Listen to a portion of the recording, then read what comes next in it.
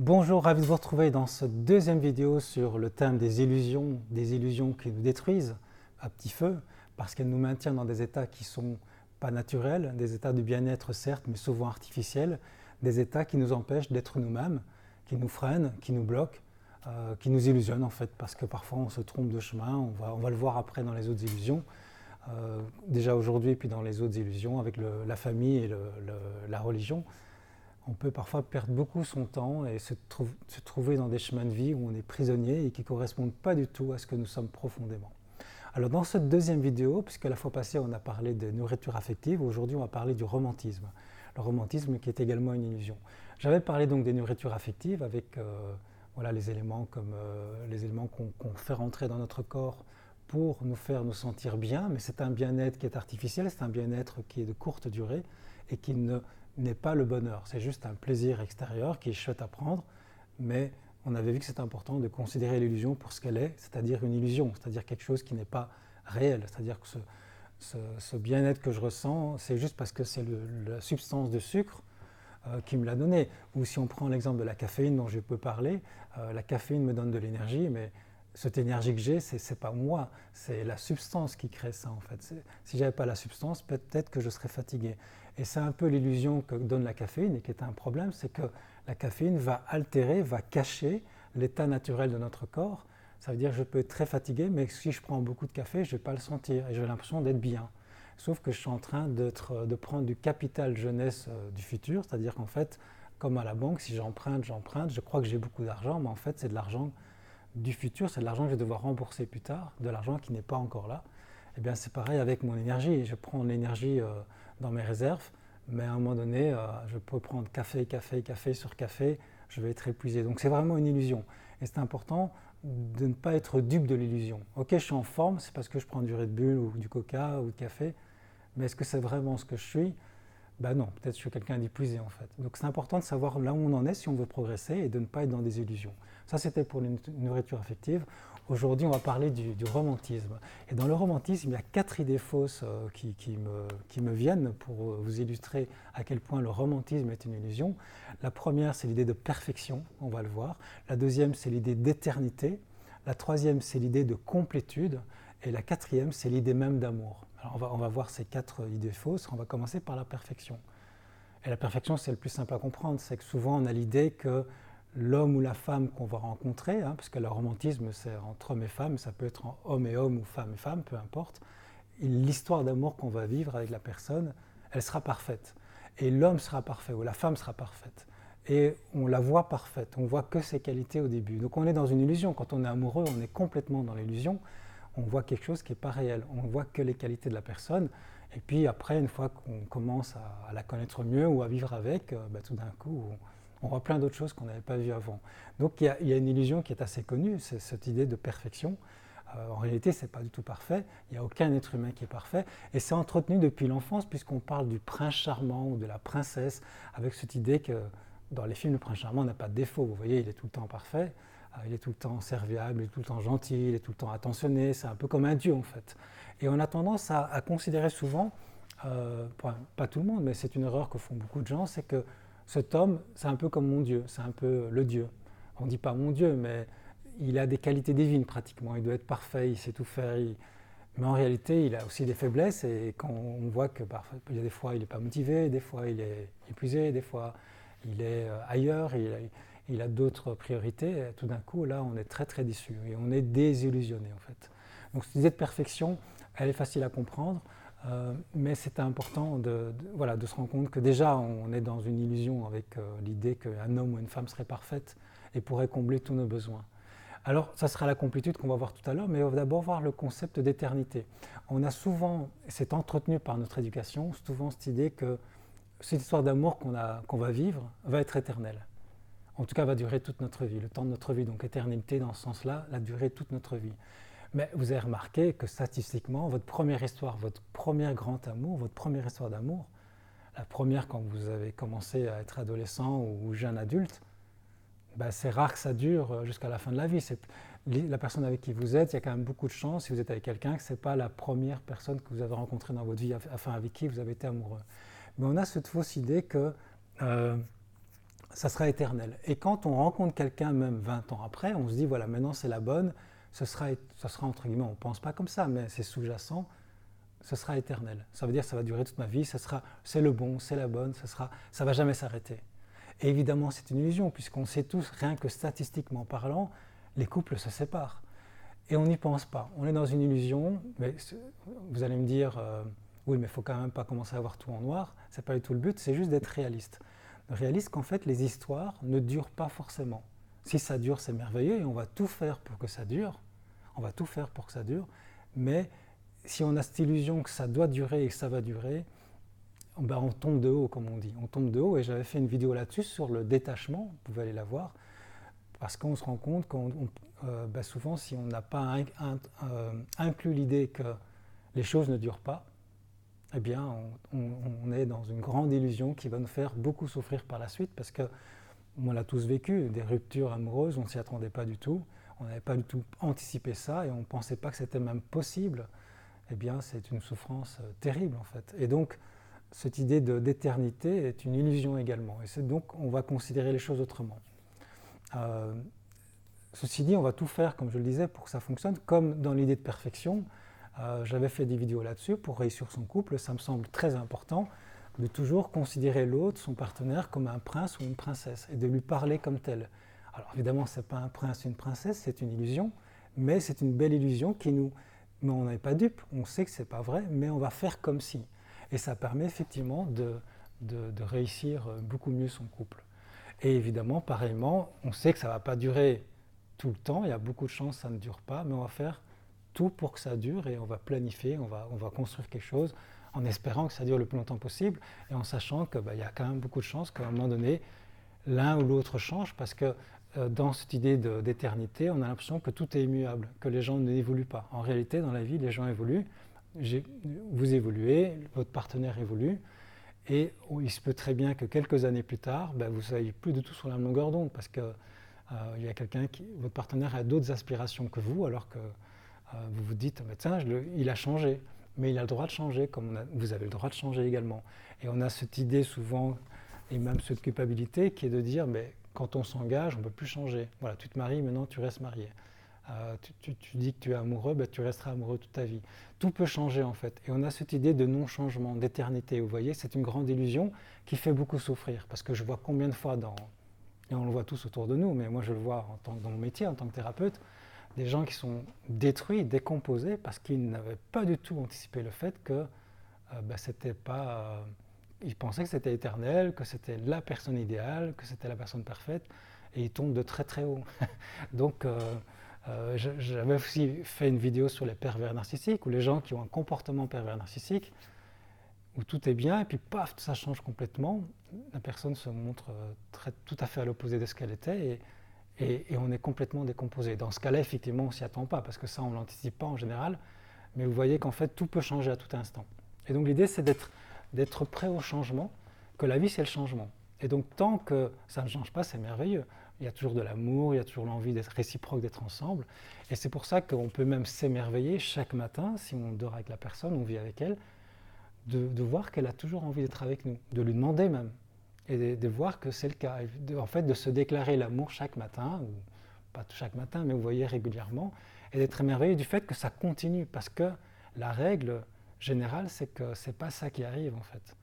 On sait que les divorces, c'est après 3 ans, les statistiques de séparation. On dit souvent l'amour dure 3 ans, en tout cas au niveau chimique. Donc le fait que ça puisse durer, c'est merveilleux. Alors une autre illusion également dans le romantisme, c'est la complétude. Ce que je veux dire par là dans l'idée de complétude, c'est que l'homme ou la femme dont on est amoureux va combler tous nos besoins. Ça va être l'homme, entre guillemets, nouveau parfait. C'est l'homme dont on a besoin, ou la femme dont on a besoin. Et on va souvent dire, et on va même l'écrire, et les poètes en parlent, et dans les histoires on en parle, et dans les chansons, j'ai besoin de toi. On va dire j'ai besoin de toi. C'est une erreur fondamentale, c'est une grande illusion. On n'a pas besoin de quelqu'un, c'est une fausse perception. En fait, on a envie de la personne, et cette personne nous apporte quelque chose qui est fondamental pour nous. Oui, la personne, par le fait qu'elle soit là, va combler des besoins super importants. Par exemple, il y a des femmes ou des hommes qui vont dire j'ai besoin d'elle, j'ai besoin de lui, Et quand on creuse un petit peu, on voit que la personne n'est qu'un moyen pour combler d'autres besoins. J'ai besoin d'elle parce qu'en fait, elle m'apporte de la sécurité, cette personne. Je me sens en sécurité avec elle. Donc en fait, ce n'est pas de la personne dont on a besoin, c'est de la sécurité dont on a besoin. Et puis c'est agréable d'avoir quelqu'un pour d'autres choses en plus, pour le plaisir. Mais ce que j'ai besoin, c'est de sécurité. Alors parfois, la personne aussi, ce qu'elle nous apporte, c'est simplement du plaisir. Ou c'est aussi un certain sens. Avec elle, je peux fonder une famille, je peux me projeter, donc j'ai besoin de sens. On va dire j'ai besoin d'elle. J'ai besoin de sécurité. En fait, j'ai besoin aussi d'estime de moi. Parce qu'on va dire j'ai besoin de cette personne. Mais oui, parce que cette personne, elle me valorise beaucoup. Elle me reconnaît, elle me valorise, elle me soutient. Et en fait, ce que j'ai besoin, au fond, c'est ça. Mais c'est souvent inconscient, vous voyez. Donc en fait, on est dans des illusions. J'ai besoin de cette personne. Et si cette personne nous quitte, tout s'effondre.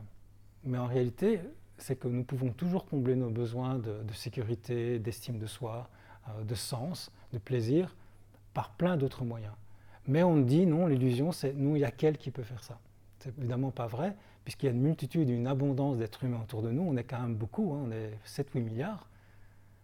Et il est difficilement envisageable de dire, enfin raisonnablement envisageable, il est difficilement raisonnablement il n'est pas raisonnable de dire plutôt qu'il n'y aurait qu'une seule personne sur Terre qui peut combler exactement tout pour vous, puisqu'en fait il y a une abondance autour de nous.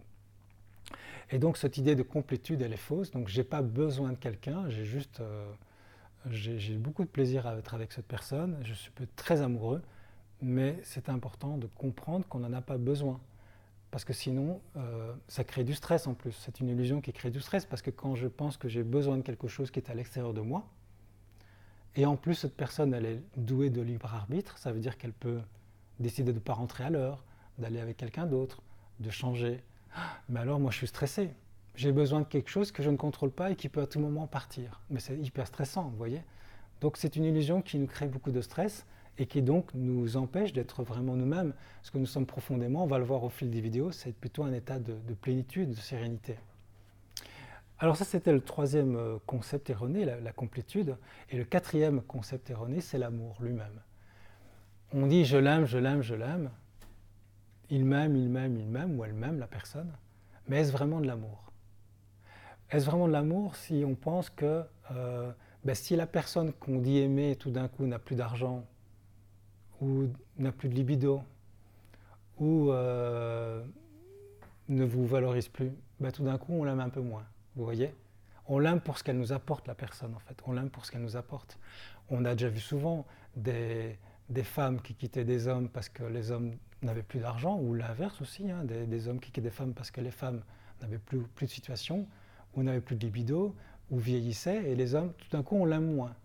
Donc en fait, cet amour est assez illusoire, c'est-à-dire que l'amour est là tant qu'il y a des intérêts communs, un échange, c'est du commerce en fait, c'est-à-dire que je l'aime parce que bon, elle m'apporte de la jeunesse, ou elle m'apporte de l'argent, de la sécurité, ou elle m'apporte de l'estime de moi, ou vous voyez, il y a un échange qui se fait. Mais si tout ça disparaît, je suis moins sûr de l'aimer. Vous voyez, c'est souvent ce qu'on voit quand on creuse à l'intérieur des personnes qui vont vraiment aller sonder à l'intérieur d'eux, est-ce que j'aime vraiment cette personne? En fait, j'aime ce qu'elle m'apporte. Parce que le véritable amour n'est pas du tout ça. Le romantisme est plus une illusion, parce que le véritable amour, c'est pas posséder, c'est plutôt donner sans rien attendre en retour, même si l'autre personne qu'on aime va ailleurs, dans le sens va vivre une autre vie, vit avec quelqu'un d'autre, fait sa vie en fait. Le véritable amour, c'est de l'aimer quand même. C'est l'amour beaucoup plus pur, où il n'y a pas de conditions, c'est un amour inconditionnel. C'est l'amour qu'on a avec nos enfants. Avec nos enfants, on les aime, mais on sait qu'ils vont partir, qu'ils vont vivre leur histoire, aimer d'autres personnes, et c'est ok pour nous parce que c'est un amour très pur, l'amour qu'on a pour les enfants, normalement. Et donc c'est un amour inconditionnel. Alors que c'est vrai qu'il y a des gens, par contre, ils veulent que les enfants restent parce que ça les sécurise et ils ne veulent pas se retrouver seuls. D'où l'importance, on va voir, de s'aimer soi-même. Mais donc souvent on voit que l'amour est une illusion, on dit je t'aime, et puis on tend l'oreille, moi aussi, ah ça va. S'il n'a pas dit moi aussi, je l'aime moins. Et on peut se quitter pour ça. Comme on voit des gens qui se quittent parce qu'il y en a un qui est plus vieux, ou qui n'a plus de libido, qui n'a plus d'argent, ou qui n'a plus les caractéristiques qui me plaisaient avant, vous voyez? Ou qui n'a plus une situation. Il y a des gens qui quittent quelqu'un parce que leur partenaire n'a plus de situation, ou qui se font quitter parce que tout d'un coup on a perdu sa situation. Donc cet amour véritable est un amour qui est inconditionnel. Et on aurait tort de dire, voilà, j'ai besoin de lui, ou je l'aime, est-ce que je l'aime vraiment? Posons-nous la question, est-ce qu'on aime vraiment cette personne pour ce qu'elle est, pour sa beauté intérieure? Et si elle était plus vieille, ou avec moins d'argent, ou sans situation, ou sans libido, est-ce qu'on l'aimerait toujours? Alors si oui, c'est extraordinaire, alors ça c'est vraiment de l'amour. Vous voyez, pour ça que le romantisme est une illusion, c'est-à-dire que le romantisme, ça marche quand il y a tous ces attributs autour. Alors c'est très romantique, hein, il y a de la beauté, il y a du luxe, il y a des belles situations, des beaux endroits, mais quand il n'y a pas tout ça, est-ce qu'il y a de l'amour toujours? Et on se rend compte que finalement la clé pour quitter ces illusions, c'est l'amour de soi.